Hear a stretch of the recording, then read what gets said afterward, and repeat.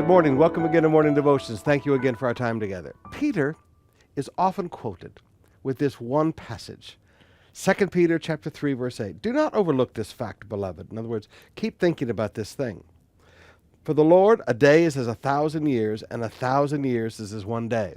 Now, the theological principle of that is that God does not live in linear time. You and I live our entire life in linear time. God existed before time. God does not live in linear time. Now look at verse 9. The Lord is not slow to fulfill his promise, as some count slowness, but he is patient toward you, not wishing that any should perish, but that all should reach repentance. Now I want you to notice a beautiful truth when it comes to the promises of God. Because some of you pray and you believe God and you wonder, why is it taking so long? Abraham waited 25 years for the child that God promised for him. Why is it taking so long? Well, the Lord is not slow to fulfill his promise, as some count slowness. See, you and I have to understand that speed is measured differently. Speed is a matter of perspective. Speed is a matter of purpose and goal. Now, if your purpose is to just get to that place, well, okay, your speed can be this fast. But if your speed is to bring 1,000 kilos of rice to this place, your speed is going to be a little slower.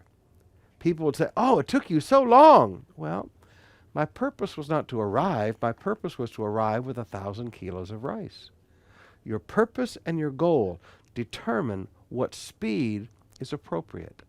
Now, when it comes to the rapture, people say, why is God so slow? Well, his purpose is he does not want any to perish, but that all should reach repentance. Now, brothers and sisters, whether we're dealing with the rapture, whether we're dealing with the promise of a healing, whether we're dealing with an answer to prayer, whether we're dealing whatever promise of God that we're praying for, God is not slow concerning his promises. He just looks at things a little differently than you do. He has different purposes and different goals in fulfilling that promise. You just want the promise right now. Can I encourage you? Relax and enjoy the journey. I have a friend, Pastor Claude, who's always telling me that I need to enjoy the journey. So let me pass on that wisdom to you. Relax and enjoy the journey. You're going to receive the promise, and you're going to receive it in a way that brings the most benefit to your life. Trust God. His purposes and his goals will be fulfilled in the promise.